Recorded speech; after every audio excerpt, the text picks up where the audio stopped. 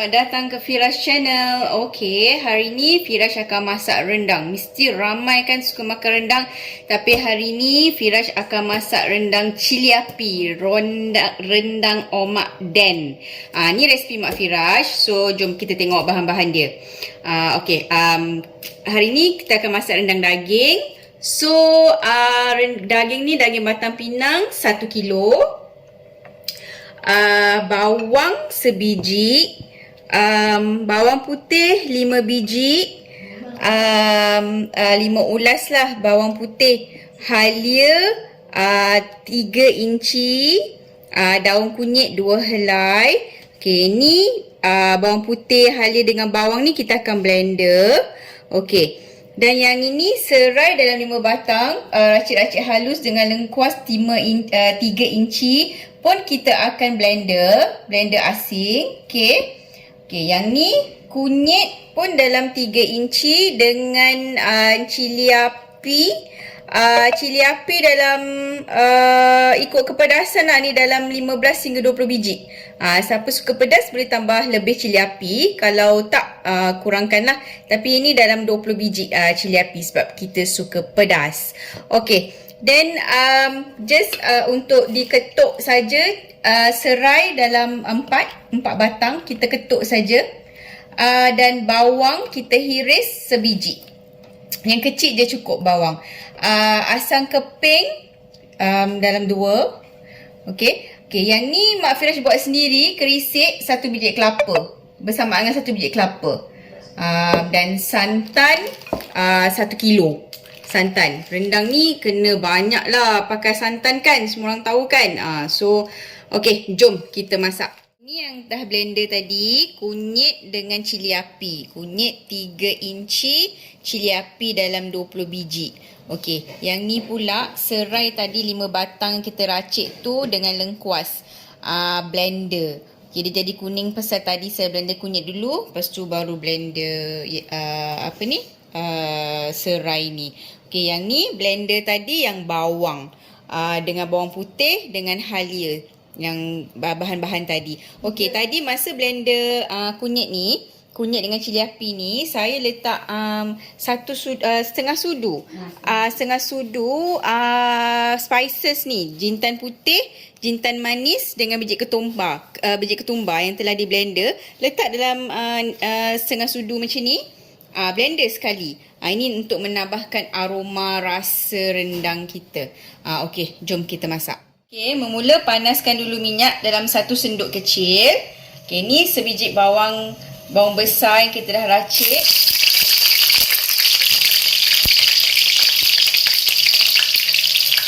Goreng bawang ni sampai garing.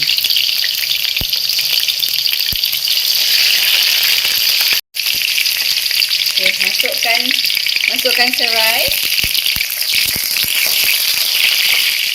Masukkan kunyit.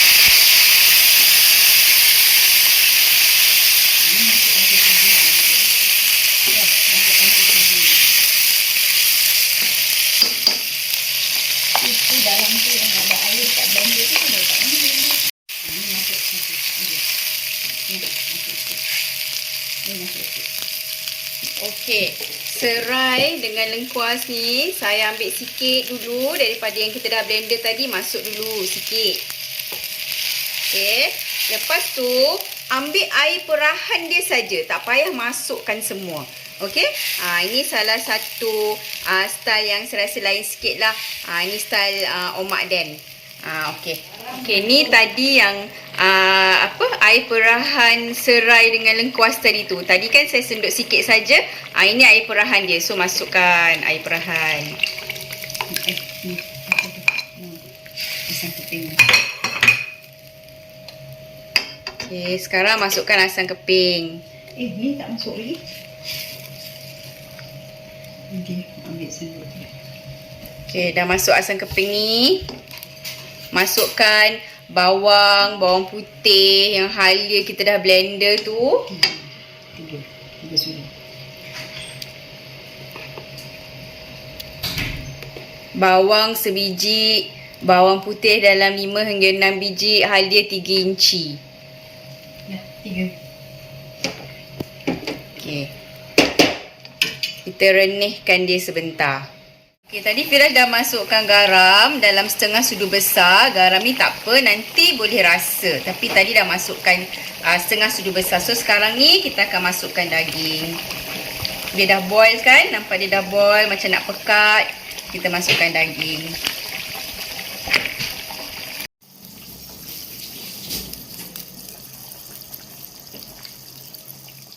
Okey. Masukkan daging, kacau rata. Bagi semua kena.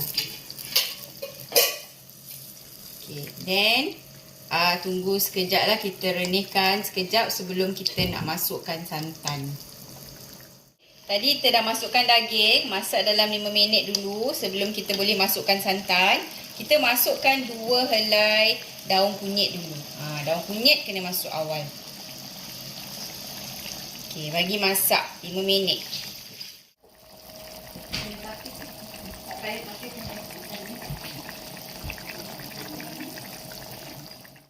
Okey, sekarang kita masukkan santan 1 kilo. Masuk je semua. Okey, bagi masak. Pasal ni rendang daging, dia ambil masa masak nak bagi daging lembut. So, kerisik kita masuk last. Dah masuk santan, masak dalam 5-10 minit, lepas tu baru kita masuk kerisik. So, nanti tengoklah pekat ke tak pekat ke, kita boleh tambah air. Dan kita rasa garam kita sendiri. Okey, sekarang kita akan masuk kerisik. Okay, macam Firas cakap tadi, kerisik ni Mak Firas buat sendiri 1 biji kelapa. So, kalau kita beli dalam 200 gram lah, kita letak kerisik tu dalam 200 gram. Dan kita boleh tambah sikit lah, plus minus 10-20 gram. Tengok kepekatan rendang kita.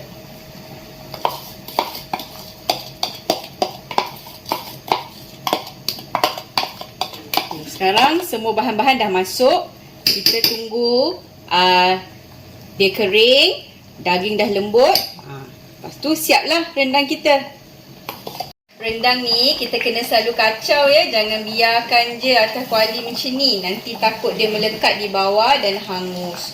So sekejap-sekejap kena kacau.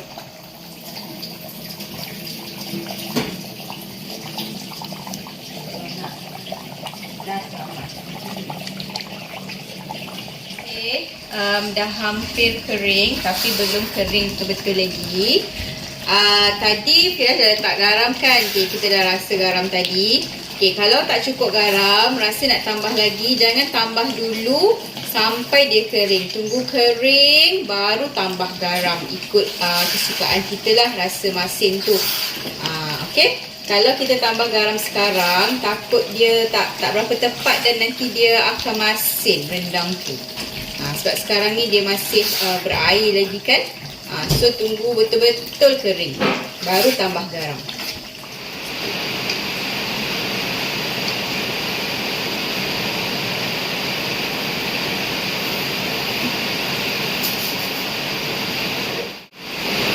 Okey, dah nak kering tapi belum kering lagi lah.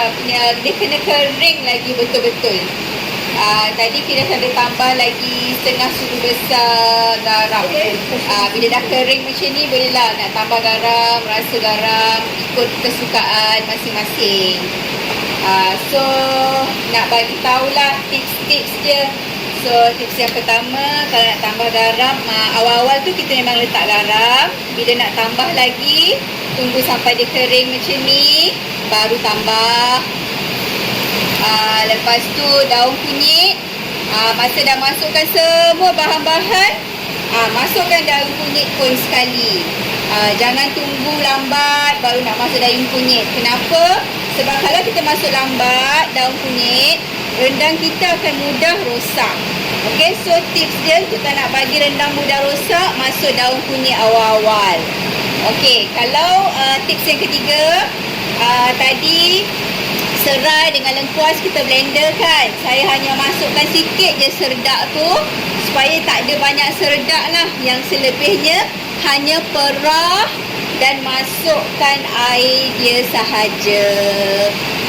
Pasti sedap rendang anda semua. Okey, sekarang kita tunggu dia betul-betul kering.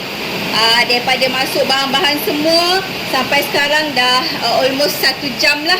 So, kita tunggu lagi dalam 15-20 minit.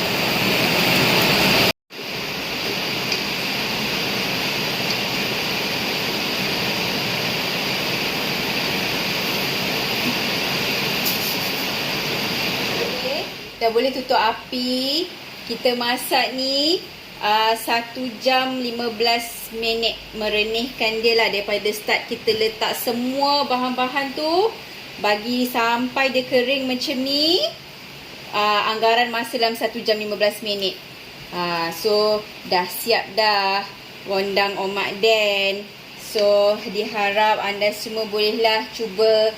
Puasa dah dekat kan, bolehlah praktis-praktis masak rendang untuk raya nanti. Okey, selamat mencuba.